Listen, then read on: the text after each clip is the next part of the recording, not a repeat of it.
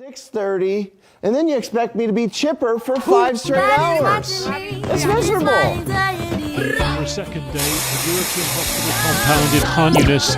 You're not thinking clearly, and it's not your fault. In a world full of noise, the real power is learning to think thoughtfully. What if most of what you believe has never actually been tested? In today's world, confidence is often mistaken for wisdom.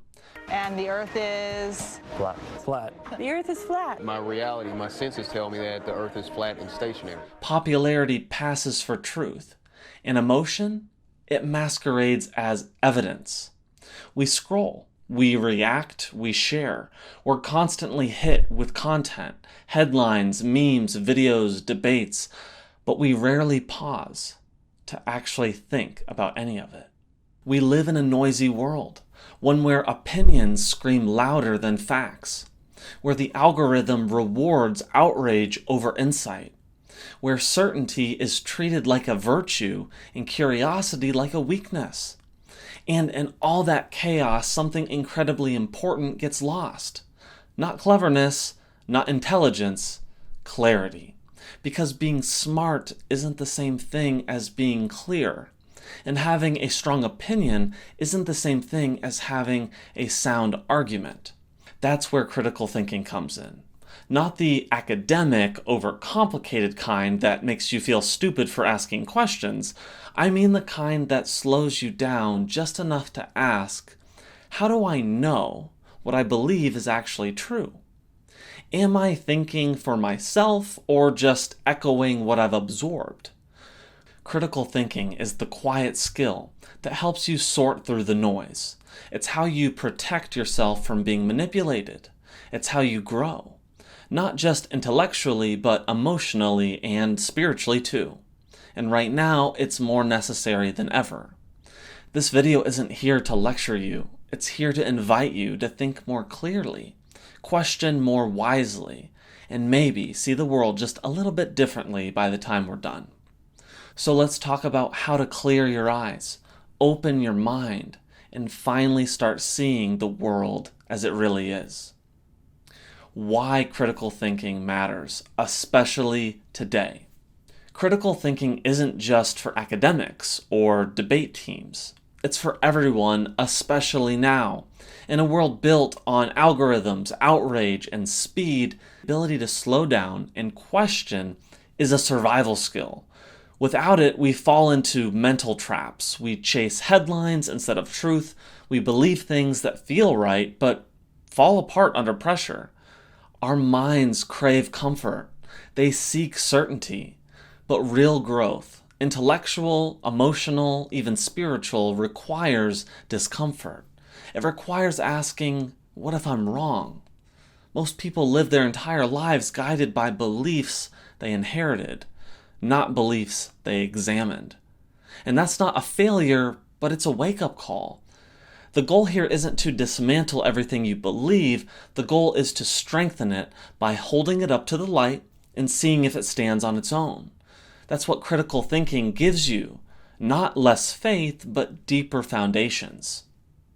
The top 10 thinking traps that quietly derail us. Let's talk through 10 of the most common thinking traps. Mental shortcuts that quietly lead us away from truth without us even realizing it. The first trap is confirmation bias. This is where you instinctively search for information that supports what you already believe and conveniently ignore the rest. To beat that, you have to seek out viewpoints that challenge you. If everything you consume agrees with you, you're not thinking, you're echoing. The second trap is black and white thinking. It's the idea that everything must be either good or evil, right or wrong, saved or damned. But real life is really that simple. So instead ask, what's the nuance here? Is there a third option that I'm missing? The third trap is called emotional reasoning. This is when something feels true, so we believe it is true, but feelings, while real, are not facts. So pause, ask yourself, what's actually true beyond how I feel right now. The fourth trap is the straw man argument. It happens when you twist or oversimplify someone's point just to make it easier to tear down. The fix? Try to state their argument in a way they would agree with before you respond. The fifth trap is the ad hominem attack. Instead of engaging with someone's idea, you attack them personally. It feels satisfying, but it destroys honest conversation. Focus on the argument. Even people you dislike can make valid points. The sixth trap is the bandwagon effect. It's when you believe something just because lots of other people do, but popularity doesn't make something true. Instead, ask, where's the actual evidence? Not how many people believe this, or how many people left the same comment under this video. I'm just going to side with the crowd. Avoid this at all costs. The seventh trap is overgeneralization. You take one bad experience and project it onto everything or everyone. It sounds like this. This always happens, or people are all like that. So just watch out for words that sound like always or never, because life is more complex than that. The eighth trap is known as the post hoc fallacy. It's when you assume one thing caused another just because it happened first. But correlation isn't causation. So ask, could this be a coincidence? Look deeper. The ninth trap is the appeal to authority. Just because someone important said something doesn't make it true. Even experts get it wrong. Always verify the claim. And finally, the 10th trap is the Dunning-Kruger effect. This is when people know just a little and they think they know a lot.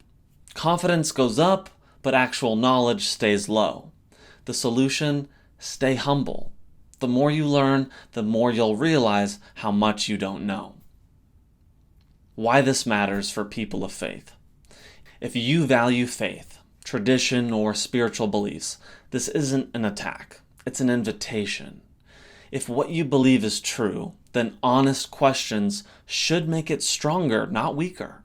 Some of the most powerful spiritual growth happens after doubt and brutally honest evaluation. Think of the prophets or philosophers or reformers. They didn't blindly follow. They wrestled, they questioned, they grew.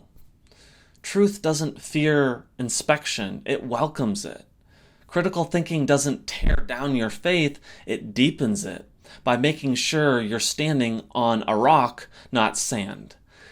The goal here isn't to make you abandon what you believe, it's to help you believe it better, deeper, and more intentionally.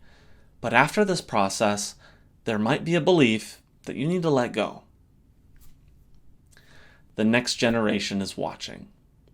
Imagine if kids weren't just taught what to think, but how to think. If they grew up asking questions, respecting differences, and understanding their own beliefs. A generation that doesn't just memorize things, but investigates everything before blind faith. They'd be harder to manipulate, quicker to forgive, slower to judge. They'd value wisdom over noise, curiosity over certainty. That kind of future starts with you, the way you think, the way you teach, the way you model humility in the face of complexity with your children, your parents, your siblings, your friends, and your enemies, because they're watching, and they'll learn how to think by watching how you do it. How to cultivate critical thinking in daily life.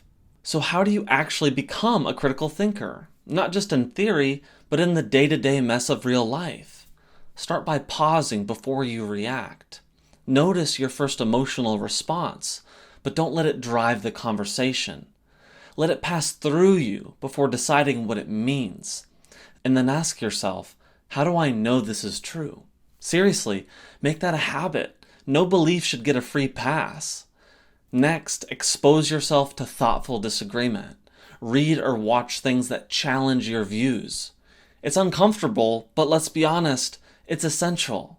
And also, get used to saying the three most honest words in the English language. I don't know. That's not weakness. It's the beginning of wisdom. And finally, choose humility over certainty. The loudest voice isn't always the most accurate.